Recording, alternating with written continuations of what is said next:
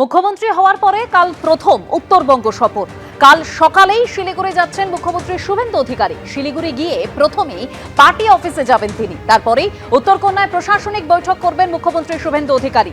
কাল সকাল 10:30টায় শিলিগুড়ির পার্টি অফিসে যাবেন মুখ্যমন্ত্রী, তারপর সকাল 11:30টায় উত্তরকন্যায় প্রশাসনিক বৈঠক রয়েছে তাঁর।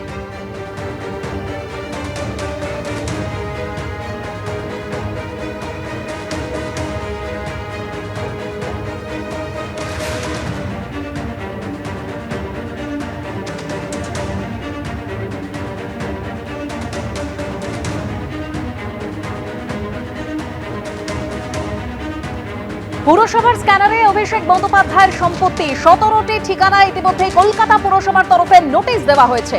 অভিষেক বন্দ্যোপাধ্যায়ের মা বাবা ও লিপস অ্যান্ড বাউন্সের ঠিকানায় নোটিশ গেছে। হরিশ মুখার্জি রোডে একটি ও কালীঘাট রোডের 2টি ঠিকানায় নোটিশ। এরই পাশাপাশি প্রেমেন্দ্র মিত্র সরণির 3টি, পণ্ডিতিয়া রোড ও ওস্তাদ আমির খান সরণির 2টি ঠিকানায় নোটিশ গিয়েছে। বিল্ডিং প্ল্যান অনুমোদনের কপি সহ একাধিক নথি তলব করা হয়েছে।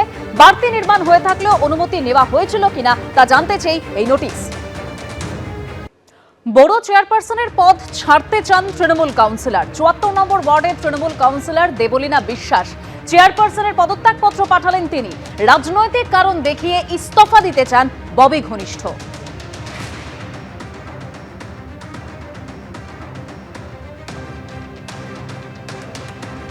কখন এই সিদ্ধান্তটা নিলেন আর কিভাবে পাঠালেন, সেটা কি গৃহীত হলো? এই সিদ্ধান্তটা আমি গতকাল রাত্রেই নিয়েছি, কিন্তু আজকে যখন আমি চিঠি পাঠিয়েছিলাম বিকেলবেলা 4টের দিকে আমার লোক গেছিল অফিস থেকে, চিঠিটা আমি নিজেই লিখে সই করে পাঠিয়েছিলাম। সেই চিঠিটা গৃহীত হয়নি। 1 ঘন্টা মানে দেব ওয়েটিং আউটসাইড মালারা চেয়ারপারসন অফিস, বাট কেউ এন্টারটেন করেনি।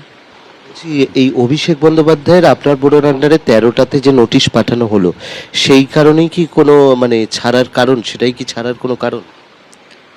দেখুন, নোটিশটা যখন হয়েছে এটা আমি কোনোভাবেই জানতাম না, কেননা বিল্ডিং ডিপার্টমেন্ট একটা কর্পোরেশনের নিজস্ব ডিপার্টমেন্ট। আবারও বলছি, কেএমসি নিজস্ব একটা আইন আছে, একটা আছে, আপনারাও জানেন সেটা, এবং আইনের মতো চলে। এবং এই নোটিশ অনেক বাড়িতেই আগে দেওয়া হয়েছিল, এবং সেগুলো তো আমাদের জিজ্ঞেস করে যে চেয়ারপারসন বলবেন, অর্ডার দেবেন, সই করবে, সেই নোটিশ তবে লোকের বাড়িতে দেওয়া, এইভাবে কোনোদিনই কাজ হয়নি।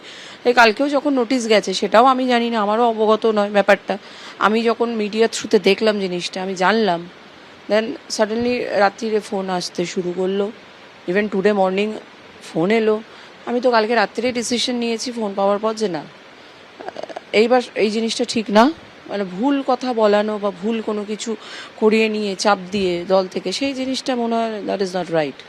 কি আপনাকে ধামাচাপা দেওয়ার জন্য বলা? ধামাচাপা দেওয়া ঠিক নয়।